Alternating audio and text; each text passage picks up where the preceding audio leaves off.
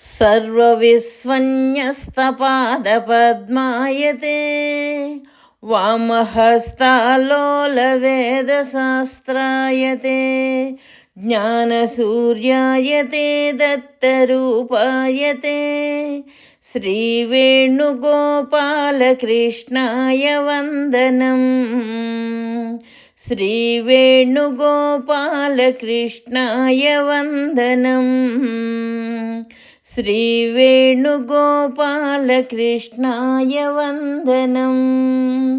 శ్రీ దత్తస్వామి వారి దివ్య సందేశము. స్వామి రాబోవు అవతారములు.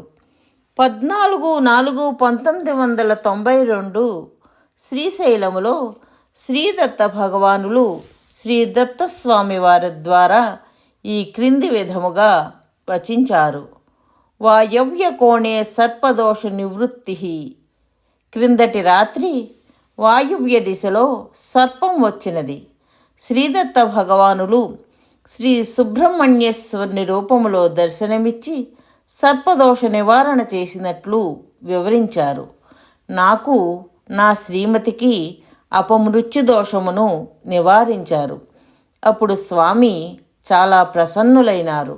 వీరిద్దరూ నా పుత్రపుత్రికలే కనుక వీరి ముందు జీవితం భగవదారాధనలో చక్కగా గడవటానికి వీరికి అపమృత్యుదోష నివారణ చేసి మరలా పునర్జన్మనిచ్చాను అని వచించారు. స్వామి, మేము ధన్యులము. హైదరాబాదులో 11/3/1993 సాయంత్రం 4 గంటలకు శ్రీ దత్తభక్తులు నాతో ఇలా వచించారు. మీ ఇల్లాలికి తన అంత్యకాలములో నేను ప్రక్కన ఉన్నానట. స్వామి, మీరు ముందు జన్మలో కూడా నాకు సాధనలో తోడ్పడండి అని అన్నదట. అప్పుడు నేను అనగా దత్తభక్తులు తప్పకుండా అన్నానట. ఎన్ని జన్మలు నాకున్నవో అన్ని జన్మలకు నీ కడుపుననే పుడతాను అని చెప్పానట. అప్పుడు స్వామితో నేను ఇలా అన్నాను, స్వామి, మీరు మా ఇద్దరి గురించి స్వామికి నివేదించండి. ఇప్పుడిప్పుడే మేము ఇరువురము సాధనలో పురోగమిస్తున్నాము కదా. నా భార్యకు కనీసం ఇంకో 10 సంవత్సరములన్నా జీవితం పొడిగించి మేము ఇరువురము సాధనలో కృతకృత్యులమగుటకు అనుగ్రహించమని మా మనవిగా శ్రీగురునకు మా తరఫున నివేదించండి అని కోరాను. దత్తభక్తులు బయలుదేరి వెళ్తూ సరే అలాగే అన్నారు. మేము శ్రీగురునకు ఏకాంతములో మనస్ఫూర్తిగా నమస్కరించి మా మనస్సులోని ఆవేదనను విన్నవించుకున్నాము. సాయంత్రం 6:30 గంటలకు శ్రీ దత్తభక్తులు వచ్చారు.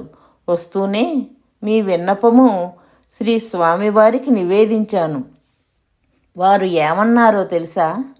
నేను రక్షిస్తాను, ఏమీ భయము లేదు.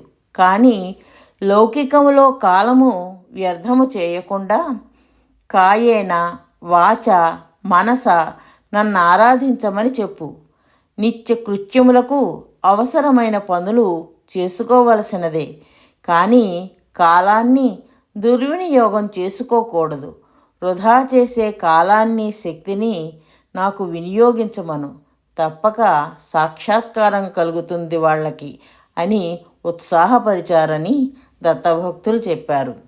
27/3/1993 అత్రి మహర్షి నా తండ్రి, అనసూయ నా తల్లి. వారికి నా మీద ఎంతో ప్రేమాభిమానాలు. అట్టి తల్లిదండ్రులను వదులుకొని వివాహం లేకుండా మీ అందరినీ ఉద్ధరించటానికే కదా నేను మీ చుట్టూ తిరుగుతున్నాను. మరి మీరో సంసార సుఖాలన్నీ అనుభవించారు కదా. అయినా ఇప్పటికీ మీరు కోరికలతో సతమతమవుతూ నా వంకకు పూర్తిగా తిరగటం లేదు. ఇది భావ్యమేనా అన్నారు స్వామి. ఇంకా ఇలా అన్నారు, మీ కోరికలు నాకు చెప్పుకోవాలా? నాకు అన్నీ తెలుసు. సర్వజ్ఞుడనైన నాకు తెలియనిది ఏమున్నది? నేను చెవిటివాడనా గ్రుడ్డివాడనా? నాకు వినిపించదు కనిపించదు అని అనుకోవటానికి. ఇప్పటికైనా నీ మనస్సులో కోరికలు తీసి పారవేసుకోండి, నా వైపుకు పూర్తిగా తిరగండి అన్నారు స్వామి. స్వామి, మీ ఆజ్ఞను శిరసావహిస్తాము. 31/3/2003 స్వామి అద్భుతమైన దేవరహస్యాన్ని వెల్లడించారు.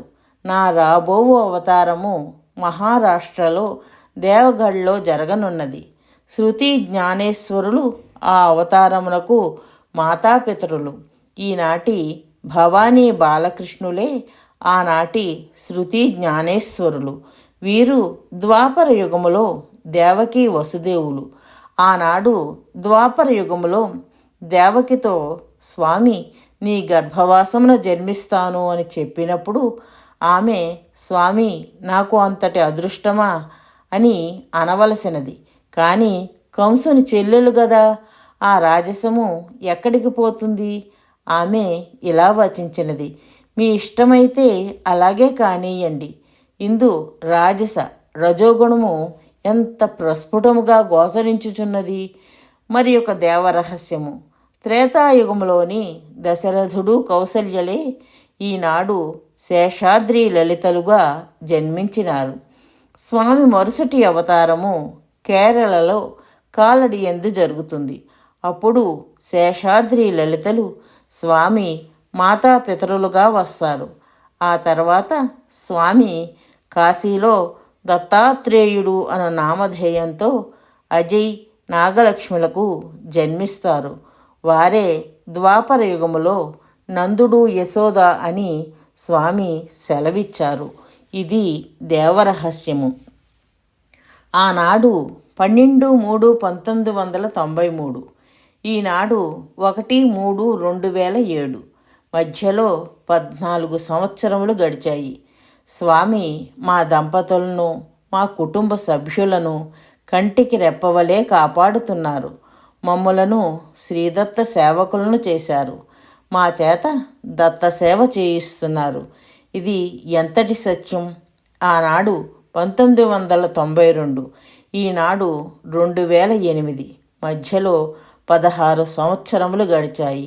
ఆహా స్వామి, మా దంపతులను ఎంతో అనుగ్రహించావయ్యా.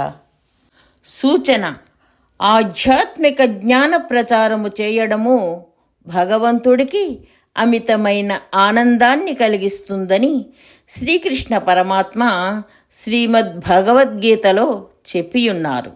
అందుకే జ్ఞాన యజ్ఞేన తేనాహం అని గీతలో అన్నారు. మనకు ఆధ్యాత్మిక జ్ఞానము శాశ్వతమైన సంతోషాన్ని కలిగించటమే కాక ప్రపంచంలో శాశ్వతమైన శాంతిని కూడా నెలకొల్పుతుంది.